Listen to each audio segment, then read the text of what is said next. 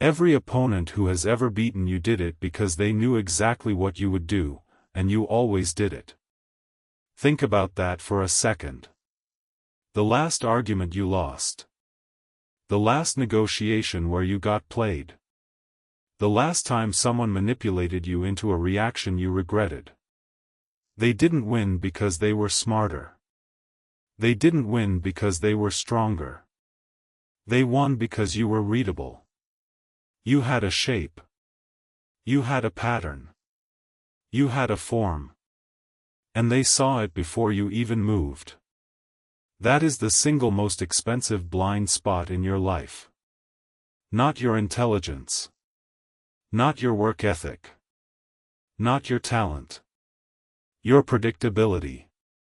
The fact that anyone who has watched you long enough can press a button and know what comes out. That is what has been quietly taken from you, year after year, interaction after interaction. Your power. Your leverage. Your freedom to act on your own terms instead of reacting on theirs. Here is the truth that most people will never accept. Having a form is the same as handing your enemy your playbook. Every time you develop a signature style, a consistent approach, a reliable pattern of behavior, you are building the very cage they will use to trap you. You think your consistency is a strength. It is a liability dressed up as a virtue. Machiavelli understood this centuries ago. The ruler who reveals his strategy is already defeated. The prince who moves in predictable patterns invites assassination. Power belongs to the one who cannot be read, cannot be anticipated, cannot be cornered into a known response. And Miyamoto Musashi, the greatest swordsman Japan ever produced, a man who won over 60 duels and never lost a single one, took this principle to its absolute summit. He called it the void. The state where you have no fixed method. No exploitable pattern. No form that can be grasped. And therefore, no weakness that can be attacked. Form is defeat. Formlessness is power. That is the charged idea at the center of everything I am about to tell you. Everything. Every principle, every tactic, every shift in mindset flows from that single antithesis. Most people have form. Strategic people have none. Most people are readable. Strategic people are invisible.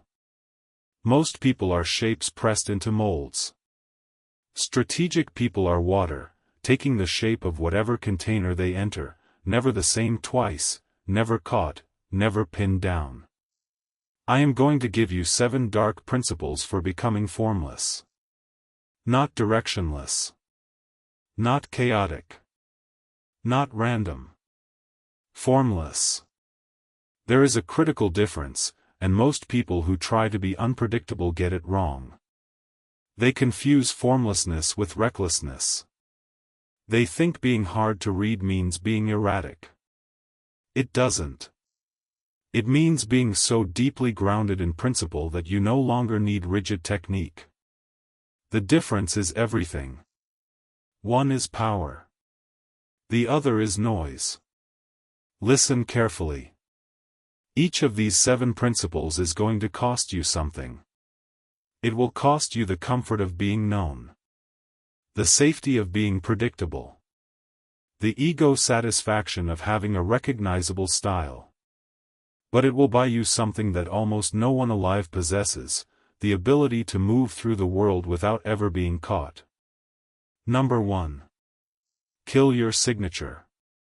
You have a signature. Everyone does. It is the thing people say about you when you are not in the room. He always gets angry when you challenge his competence. She always retreats when you raise your voice. He always negotiates by starting high and walking away. She always responds to guilt. He always cracks under silence. That is your signature. And it is killing you. Your signature is the pattern that every opponent uses to beat you. It is the tell in a poker player's hand. It is the open door that every manipulator walks through. And here is what makes it so dangerous: you cannot see your own signature. It is invisible to you because it feels natural. It feels like you. It feels like authenticity. But it is not authenticity. It is a groove carved into your behavior by years of repetition, and anyone who has watched you long enough knows exactly where that groove leads. Machiavelli would say that the prince who is known is the prince who is vulnerable. The moment people can predict your response, they can engineer the situation that produces it. They set the trap. You walk into it. Every single time. Not because you are stupid, but because your signature is stronger than your awareness. The pattern runs you. You do not run the pattern. Killing your signature means something very specific. It means identifying the response you always give, the one that feels most like you, the one that feels most honest, most authentic, most justified, and deliberately doing something else. Not once. Not as an experiment. As a permanent practice. If you always get defensive when criticized, your signature is defensiveness. Kill it. The next time someone criticizes you, go silent. Watch them. Let the silence do what your defense never could. If you always explain yourself when misunderstood, your signature is explanation. Kill it. Let them misunderstand you. Sit in the discomfort of being misjudged and do nothing to correct it. If you always escalate when provoked, your signature is escalation. Kill it. De-escalate so abruptly that it disorients them. The point is not to become someone else. The point is to become no one. To erase the pattern so thoroughly that the next time someone tries to press your button, the button is not there. They press and nothing happens. They press harder. Still nothing. They press with everything they have and you are simply gone. Not retreated. Not hiding. Gone. The surface they were pressing against was your signature, and you have removed it. There is nothing left to push. That is the first taste of what Musashi meant by the void. The technique you relied on, the one that felt most natural, most like you, has been dissolved. And in its absence, something else appears. Freedom. The freedom to respond to the situation as it actually is, not as your pattern insists it must be. Most people never kill their signature because they confuse it with identity. They think, if I stop doing the thing I always do, who am I? This is the trap. Your signature is not your identity. It is your cage. And the bars are made of your own consistency. Number 2. Become water in the container. Musashi's Book of Water teaches something profound about the mind. Water takes the shape of whatever container it enters. Pour it into a square vessel, it is square. Pour it into a round vessel, it is round. Pour it into an irregular, jagged, hostile vessel, and it conforms to every angle. But the water itself never changes. Its essence remains the same regardless of the shape it takes. This is the second principle of formlessness. Your mind must be fluid. Not soft. Not weak. Not malleable in the sense of being easily influenced. Fluid in the sense of adapting instantly to the shape of any situation without losing your core. This is the distinction that almost everyone gets wrong. They think adaptability means changing who you are depending on who you are with. That is not adaptability. That is people-pleasing with a different name. Real adaptability is holding an unchanging inner core while changing your outer expression to match the terrain. Think about how you operate right now. You probably have a fixed approach to conflict. A fixed approach to negotiation. A fixed approach to social situations. You use the same strategy regardless of context because it is the one you know. It is your hammer, and everything looks like a nail. That is rigidity masquerading as consistency. And it is exactly what your opponents count on. Becoming water means something different. It means that in a conflict with an aggressive person, you become still. Absorbing. Immovable.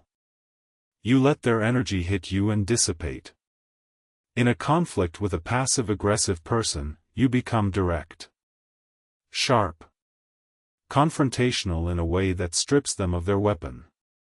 In a negotiation with someone who expects you to compete, you cooperate, not because you are naive, but because cooperation in that moment is the most disorienting thing you can do. In a negotiation with someone who expects you to cooperate, you compete. Not because you are cruel, but because they have left themselves open by assuming you would play their game. The container determines the shape. The situation determines the approach. But you, the water, remain unchanged. Your purpose remains the same. Your resolve remains the same. Only the surface shifts. And that surface shift is what makes you unreadable. Your opponent studies you, thinks they have identified your approach, prepares a counter, and you have already changed shape. They are countering a form you no longer hold. This is what Musashi meant when he said the best stance is no stance. Not because stances are useless, but because fixing yourself in one stance gives your opponent something to exploit. The mind that is fluid cannot be caught. The mind that is rigid can be broken. Most people never make this shift because it requires giving up the comfort of a known approach. It means entering every situation without a predetermined response. That feels dangerous. That feels exposed. But it is the opposite. The exposed person is the one who always does the same thing. The dangerous person is the one who might do anything. Number 3. Read their rhythm and shatter it. Everything in life has rhythm. Your breathing has rhythm. Your speech has rhythm. Your emotional reactions have rhythm. The way you enter a room has rhythm. The way you argue has rhythm. The way you negotiate, seduce, retreat, attack, all of it moves in patterns of rising and falling, tension and release, advance and withdrawal. And here is what Musashi understood that almost no one else does: the person who controls the rhythm controls the engagement. Every opponent you face is moving in a rhythm.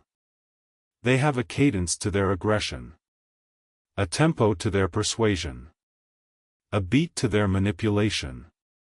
And they are completely unconscious of it. They do not hear their own rhythm because they are inside it. But you can hear it. If you are paying attention. If you are watching broadly rather than narrowly.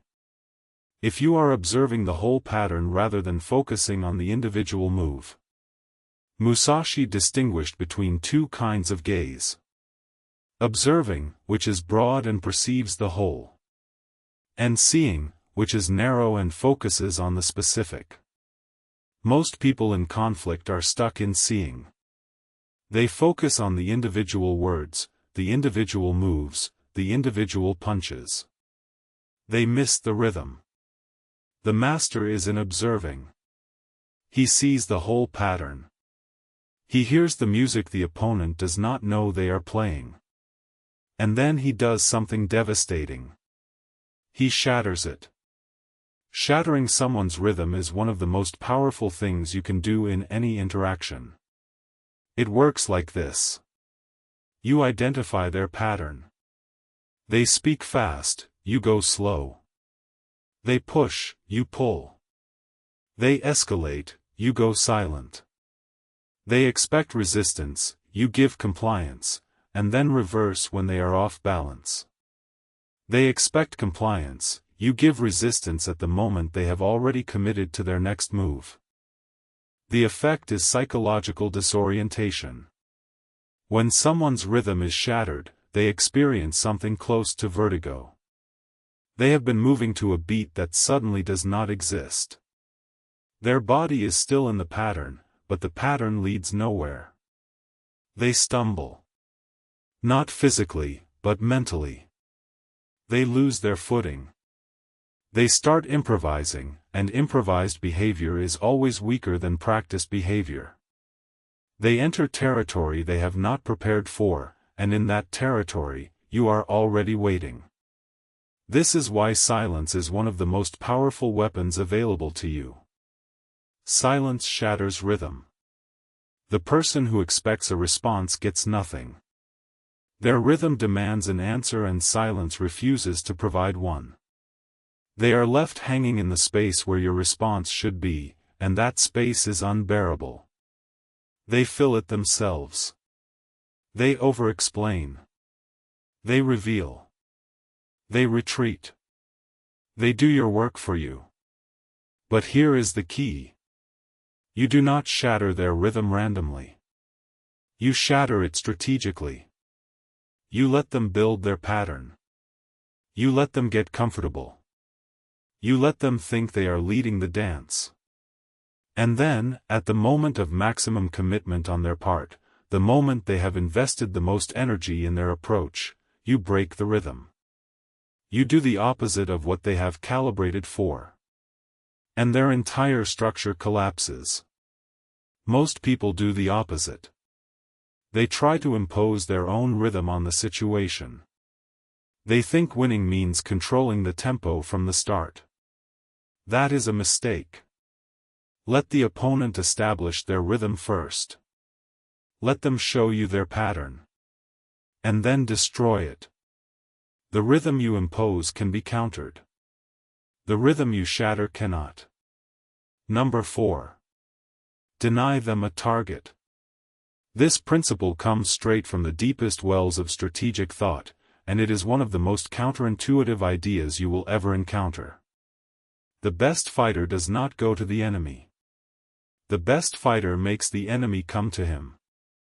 And when the enemy arrives, there is nothing to attack. Think about what happens when you give someone a fixed position. You take a stand. You declare a position. You commit to an argument. You reveal a preference. You expose a vulnerability. You show them where you are strong and where you are weak. And the moment you do that, you have given them a target. A thing to attack. A point to focus their force. A coordinate for their assault. Denying them a target means something very specific.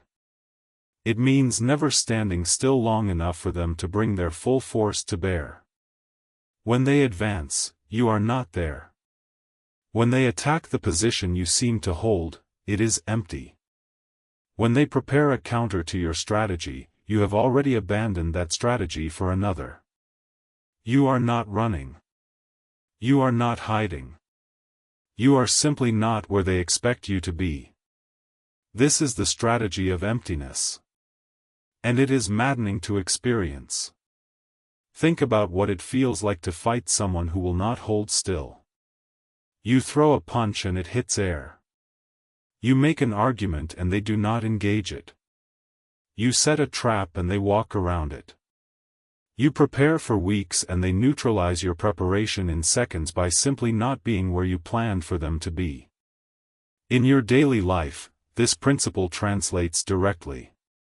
When someone is trying to provoke you, they are looking for a target: your anger, your pride, your insecurity. Deny them the target.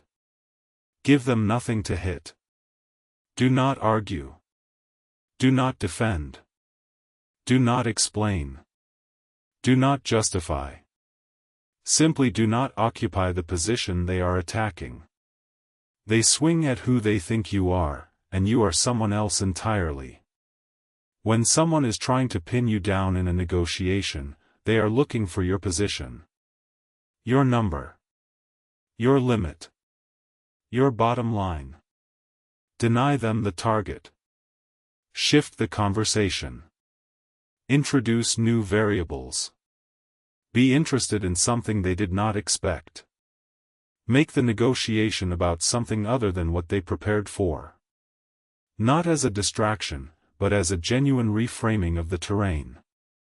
The principle here is profound. When you are formless, you cannot be attacked because there is nothing to attack. The enemy cannot identify what to strike. They cannot concentrate their force because there is no point on which to concentrate. They are strong when they know where you are. They are helpless when they do not. This is why people who reveal too much are always defeated. They give away their position. They broadcast their intentions. They announce their strategy. And every piece of information they volunteer is a target they have painted on themselves. The formless person volunteers nothing. They reveal nothing. They occupy no fixed position. And the opponent, no matter how powerful, is left swinging at shadows. Number 5. Master technique to forget technique. Here is the paradox at the heart of formlessness that almost everyone misunderstands. You cannot become formless by skipping technique. You cannot become formless by being lazy. You cannot become formless by being ignorant. Formlessness is not the absence of skill. It is the transcendence of skill. It is what happens when you have practiced a technique so thoroughly, so deeply, so completely that it no longer requires conscious thought.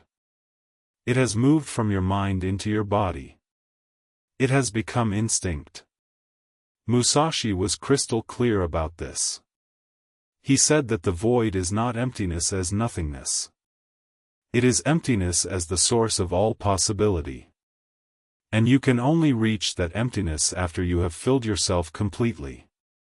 You learn the techniques. All of them. You practice the stances. All of them. You study the principles. All of them. You fill yourself with method until there is no room for more. And then, and only then, you let it go. The techniques dissolve.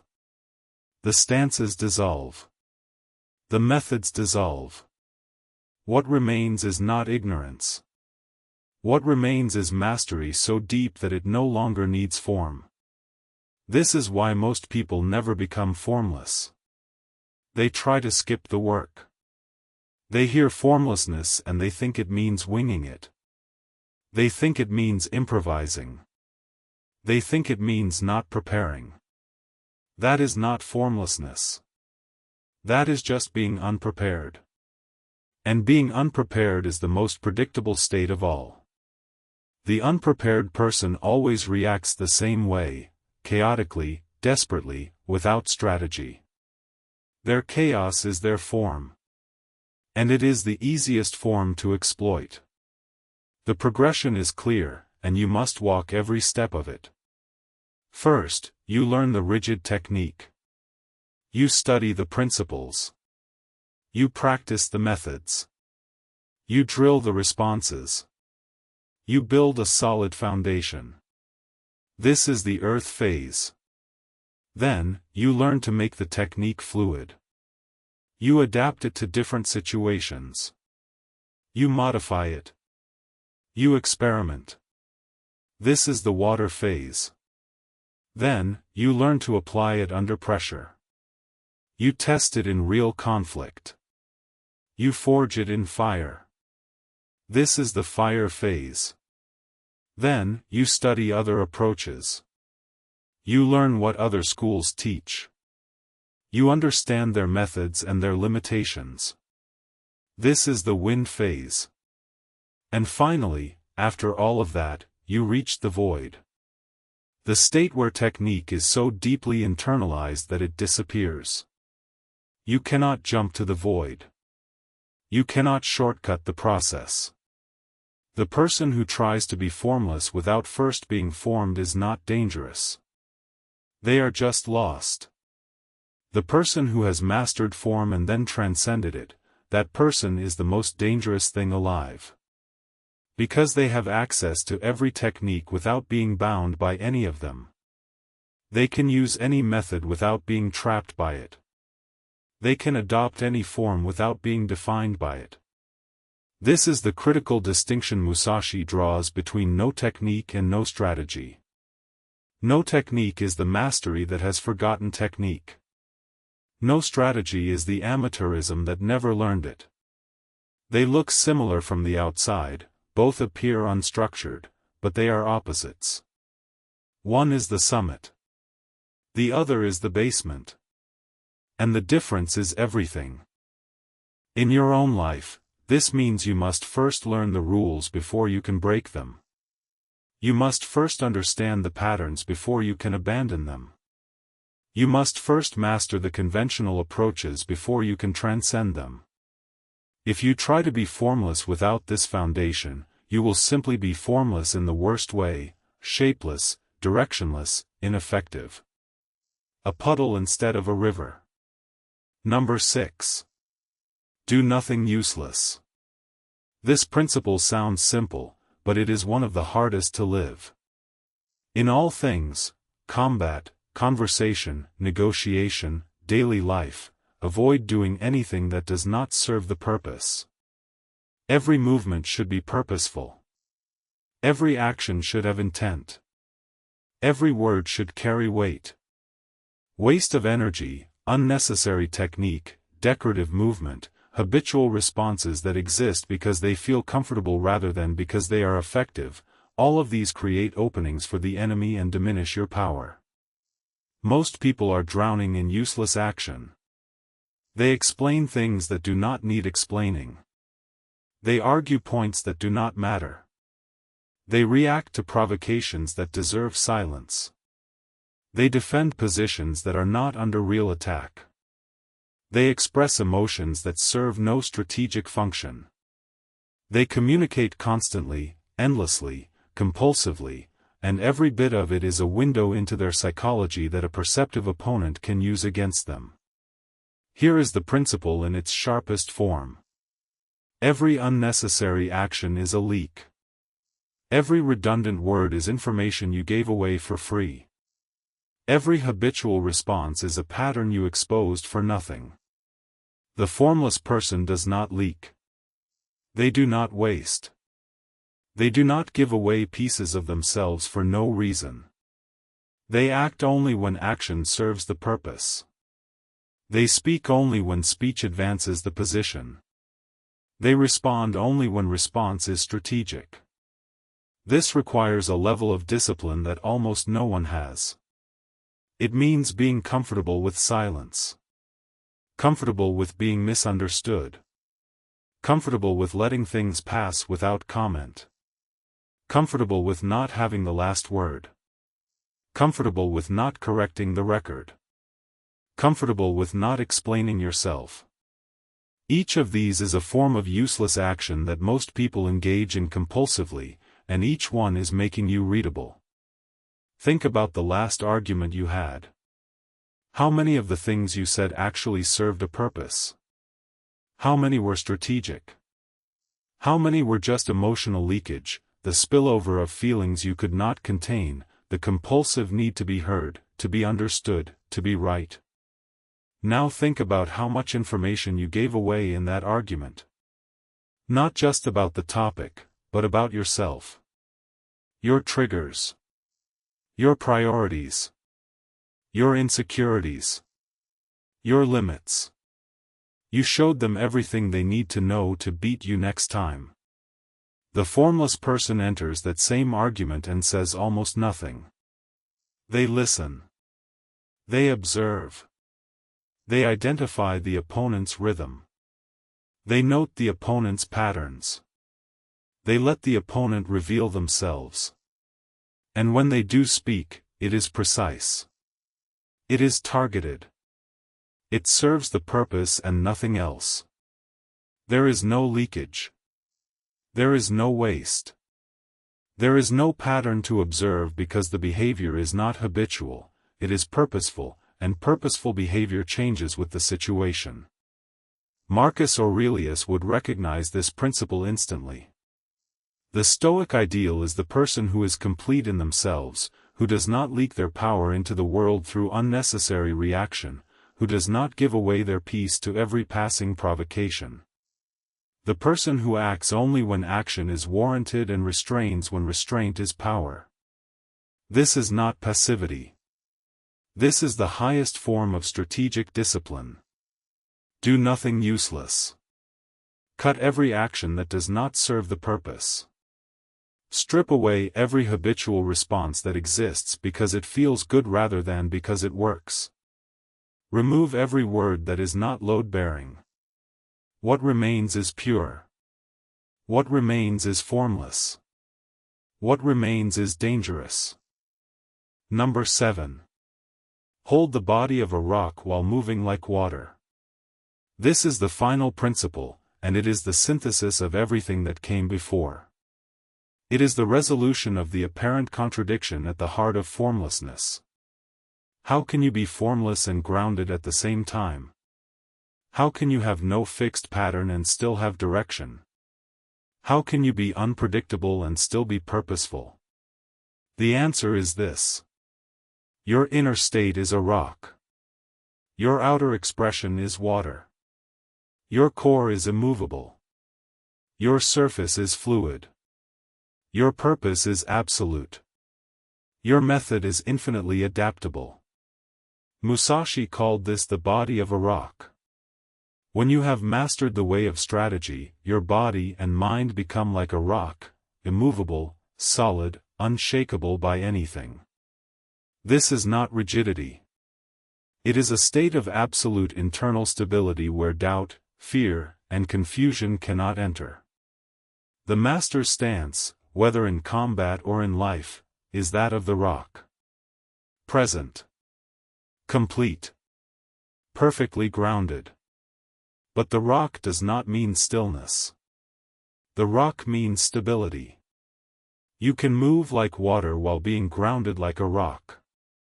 You can change tactics without changing purpose. You can shift approaches without shifting principles. You can be unpredictable in method while being absolute in intent. That is the state. That is the void. Not emptiness, but the source of all possibility. Not nothing, but everything. Not formless because you lack substance, but formless because your substance is too deep to be caught on the surface. This is what most people get wrong about power. They think power means imposing your will, forcing your pattern, making the world conform to your shape. That is not power. That is ego. And ego is the most readable thing in the world. The person who needs to impose their will is the person whose will can be predicted, countered, and defeated. Real power is the absence of the need to impose. It is the confidence to adapt. The stability to change. The groundedness to be fluid. The person who does not need to win in any particular way is the person who can win in every way. The person who does not need to be seen as powerful is the person whose power cannot be seen, and therefore cannot be countered. Machiavelli would have recognized this instantly. The prince who is formless is the prince who cannot be assassinated, because the assassin does not know where to strike. The ruler who has no pattern is the ruler who cannot be overthrown, because the conspirator does not know when to move. The strategist who has no fixed method is the strategist who cannot be outmaneuvered, because the opponent is always preparing for a form that no longer exists. Form is defeat. Formlessness is power. That is the antithesis I opened with, and it is the antithesis I am closing with now. Every form you hold is a handle someone can grab. Every pattern you repeat is a map someone can read.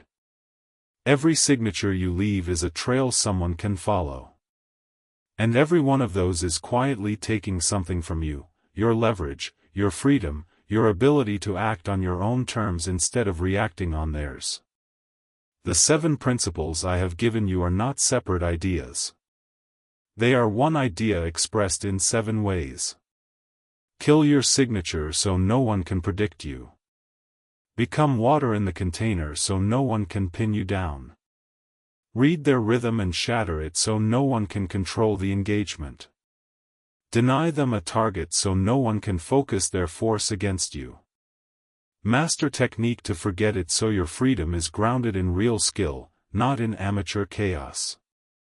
Do nothing useless so you never leak power or information. And hold the body of a rock while moving like water so your formlessness is grounded in something unshakable. This is the ruthless art Machiavelli perfected. The art of being impossible to read, impossible to predict, impossible to counter. Not because you are deceptive, but because you are free. Not because you are hiding, but because there is nothing to find. Not because you are running, but because you are already somewhere else by the time they arrive. Most people will never reach this state. They will cling to their signatures. They will repeat their patterns. They will leak their power through useless action. They will hold their forms like security blankets, not realizing that those forms are the very things that make them vulnerable. They will be readable, predictable, and defeatable for their entire lives. And they will never understand why they keep losing to people who seem to do less but accomplish more.